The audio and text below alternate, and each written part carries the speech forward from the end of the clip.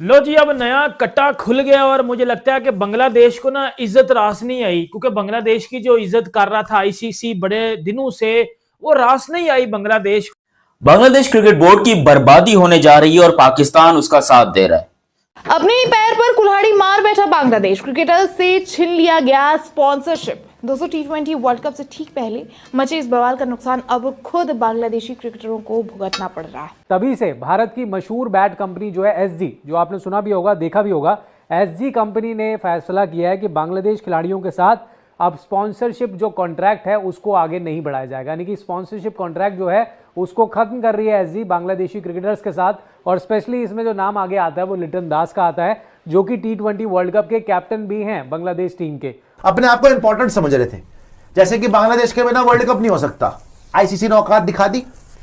तमीम इकबाल जो इनके farmer opening batter भी रहे हैं, बड़े प्लेयर भी थे इनके, one of the finest batters Bangladesh के, उन्होंने इनको समझाया कि भाई अगर बांग्लादेश ने ज्यादा आईसीसी से पंगा लिया, आईसीसी इनका पैसा बंद कर देगा, वैसे ही भूखे नंगे हो रोड पे आ जाओगे। बाकी ममालिक जो हैं वो भी आई नो कि इंडिया के अंदर क्रिकेट में पैसा उनकी वजह से नो डाउट आता है, वो पैसे की ताकत पे चल रहे हैं वो लोग। लेकिन आई थिंक कि दूसरे जो कंट्रीज हैं उनको अब डिसीजन एक प्रॉपर लेना चाहिए। आईसीसी बस सबके लिए है, जितनी क्रिकेटिंग नेशन है।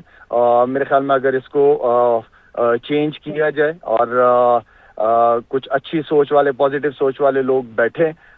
इस फैसले ने कहीं ना कहीं बीसीबी की चुनौतियों को और भी बड़ा कर रख दिया है दोस्तों, और विवाद की गूंज अब क्रिकेट से आगे कारोबार तक पहुंचती हुई नजर आ रही है। आईसीसी से टी20 वर्ल्ड कप के वेन्यू बदलने की मांग को लेकर बांग्लादेश क्रिकेट बोर्ड की मुश्किलें लगातार बढ़ती ही जा रही। बीसीसीआई के साथ चल रहे विवाद के बीच अब इसका असर मैदान के बाहर भी साफ देखने को मिल रहा है। भाई, कल बांग्लादेश के ओपनर बल्लेबाज तमीम इकबाल ने एक इंटरव्यू में बोला कि भाई बांग्लादेश क्रिकेट बोर्ड को सोच समझ के फैसला करना चाहिए 26 के टी20 वर्ल्ड कप को लेके, क्योंकि हमें जो पैसा मिलता है ना बांग्लादेश क्रिकेट बोर्ड को, वो 99% जो पेमेंट आती है ना वो आईसीसी से हमें मिलती है।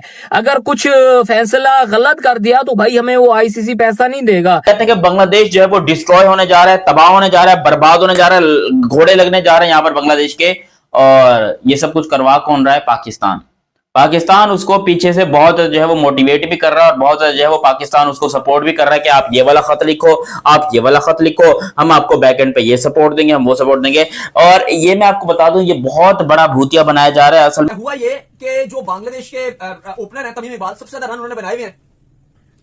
तो तमीम इकबाल जिन्होंने बांग्लादेश की तरफ से सबसे ज्यादा रन बनाए हुए हैं, बेहतरीन हिस्ट्री में बांग्लादेश के सबसे बेस्ट ओपनर ऑल टाइम है, उन्होंने एक स्टेटमेंट दिया, एक इंटरव्यू दिया, जो इंटरव्यू बांग्लादेश में बिल्कुल किसी को पसंद नहीं आया। उन्होंने कहा कि बांग्लादेश को ये चीजें छोड़ देनी चाहिए कि हमें इंडिया जाना चाहिए, नहीं जाना चाहिए, हमें बाइकआउट करना चाहिए, नहीं करना चाहिए, ये बेकार बातें हैं, आपको वर्ल्ड कप के ऊपर फोकस करना चाहिए, आपको वर्ल्ड कप की प्रिपरेशन पे फोकस करना चाहिए। एक तो उन्होंने ये बात की। फिर उन्होंने कहा कि बांग्लादेश क्रिकेट बोर्ड का 90% जो रेवेन्यू है, जो क्रिकेट बोर्ड बनाता है, वो आईसीसी से बनाता है। और अगर आप वर्ल्ड कप खेलने नहीं जाते तो आपका वो आईसीसी का जो रेवेन्यू है वो फ्यूचर में कटौती होगी और आप आइसोलेट होगे, तो आपको बड़ा नुकसान होगा। ठीक है, आप अपनी बात बनाइए, लेकिन अगर बात नहीं मानी जाती, आप खामोशी से वर्ल्ड कप खेलने जाइए और अपना काम कीजिए। अब इस बात पे बांग्लादेश के जो मिनिस्टर्स हैं, एक दो, उनको बहुत गुस्सा आया। उन्होंने कहा कि ये एक भारतीय एजेंट है, इंडियन एजेंट है, और उस पर उन्होंने क्रिटिसाइज भी किया, जिस पर बहुत सारे बांग्लादेश के जो फैंस हैं वो उनके हक के लिए खड़े हो गए। और उन्होंने कहा कि आप उनको ऐसे इंडियन एजेंट नहीं बुला सकते जो तमीम इकबाल है। ठीक है, उन्होंने ये बात बोली है, लेकिन आप उन्होंने कोई ऐसी बात नहीं बोली कि उनकी राय है कि प्रेफरेंस होनी चाहिए। जैसे इंडिया पाकिस्तान को लेकर भी बहुत सारे इंडिया में भी लोग होते हैं, पाकिस्तान में भी होते हैं, जो कहते हैं इंडिया पाकिस्तान की सीरीज होनी चाहिए। बहुत सारे लोग होते हैं वो कहते हैं एक बॉल तुमने देख ली, इसका मतलब है एक गोली चलते हुए तुमने देख ली। वो अलग बात है कि वही लोग जब एशिया कप का फाइनल चला तो 200 से ज्यादा स्क्रीन लगी हुई थी और उसको कवरेज दे रहे थे वही जर्नलिस्ट। अपने ही पैर पर कुल्हाड़ी मार बैठा बांग्लादेश क्रिकेटर्स से छीन लिया गया स्पॉन्सरशिप। दोस्तों, टी20 वर्ल्ड कप से ठीक पहले मचे इस बवाल का नुकसान अब खुद बांग्लादेशी क्रिकेटरों को भुगतना पड़ रहा है। बीसीबी के जिद ने कहीं ना कहीं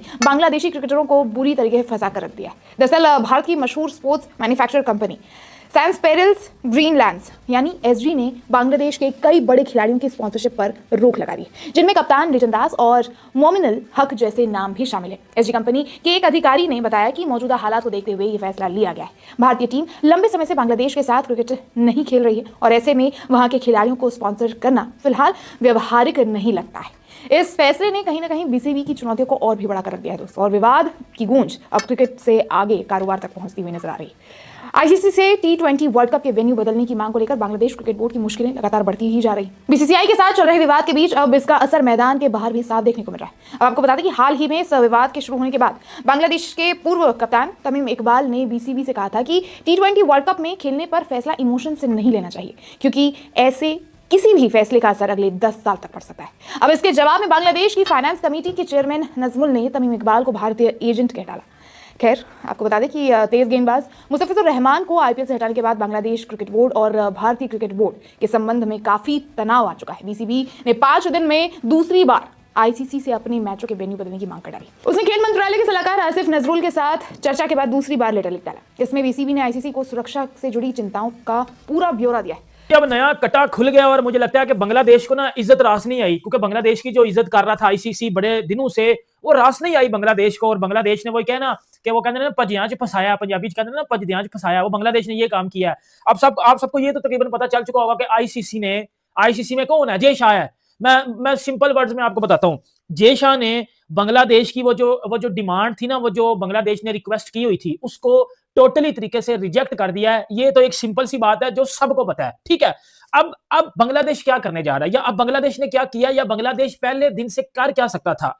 क्या बांग्लादेश कुछ कर सकता था, या पाकिस्तान पीछे से बांग्लादेश को कॉन्फिडेंस दिया जा रहा था कि ये करो? क्या बैकफुट पे पीसीबी खेल रहा था कि भाईजान ये करना चाहिए? अब मैं आपको ना पूरी कहानी बताता हूं। अब पूरी कहानी मेरे से सुन लीजिएगा, क्योंकि मैं रिसर्च करके लाया हूं इस टॉपिक पे पूरी की पूरी।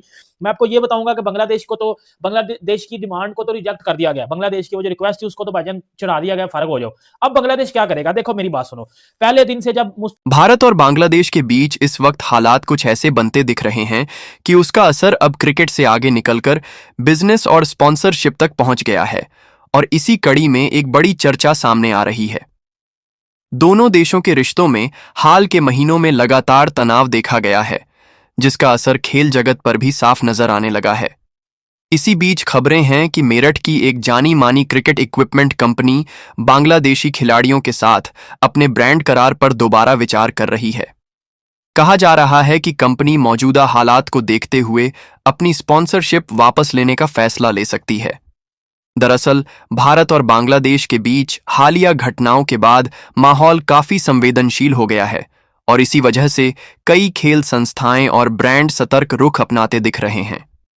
इसी दौरान बीसीसीआई का एक बड़ा कदम भी चर्चा में रहा, जब IPL franchise Kolkata Knight Riders द्वारा चुने गए बांग्लादेशी तेज गेंदबाज मुस्तफिजुर रहमान को रिलीज किया गया, जिसने विवाद को और हवा दे दी। इसके बाद बांग्लादेश क्रिकेट से जुड़े फैसलों में भी सख्ती दिखी, जहां सुरक्षा कारणों का हवाला देते हुए भारत में होने वाले टूर्नामेंट्स को लेकर असहमति जताई गई और आईसीसी से यह मांग की गई कि उनके मैच भारत से बाहर कराए जाएं। हालांकि इस मांग को स्वीकार नहीं किया गया। हालात यहीं नहीं रुके। बांग्लादेश में आईपीएल प्रसारण और उससे जुड़े गतिविधियों पर भी रोक लगाने की खबरें सामने आईं, जिससे दोनों देशों के क्रिकेट संबंध और तनावपूर्ण हो गए। इसी पूरे घटनाक्रम के बीच अब मेरठ की वही क्रिकेट इक्विपमेंट कंपनी सुर्खियों में है, जिसके बैट और अन्य सामान बांग्लादेश के कई बड़े खिलाड़ी इस्तेमाल करते हैं। बांग्लादेश की टी20 टीम के कप्तान लिटन दास, साथ ही मोमिनुल हक और यासिर रब्बी जैसे खिलाड़ी लंबे समय से इसी भारतीय ब्रांड से जुड़े रहे हैं, लेकिन मौजूदा हालात में यह साझेदारी टूट सकती है।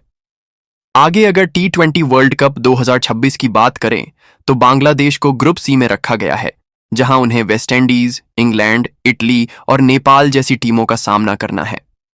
तय कार्यक्रम के अनुसार बांग्लादेश को अपने शुरुआती मुकाबले कोलकाता में खेलने हैं, जबकि आखिरी ग्रुप मैच मुंबई में होना है, लेकिन मौजूदा राजनीतिक और कूटनीतिक तनाव के चलते इन मैचों को लेकर भी अनिश्चितता और चर्चाएं तेज हो गई हैं। कुल मिलाकर साफ है कि भारत से जुड़े विवाद अब बांग्लादेश क्रिकेट के लिए सिर्फ मैदान तक सीमित नहीं रहे, बल्कि उसका असर ब्रांड वैल्यू, स्पॉन्सरशिप और अंतर्राष्ट्रीय क्रिकेट योजनाओं पर भी साफ तौर पर दिखाई देने लगा है।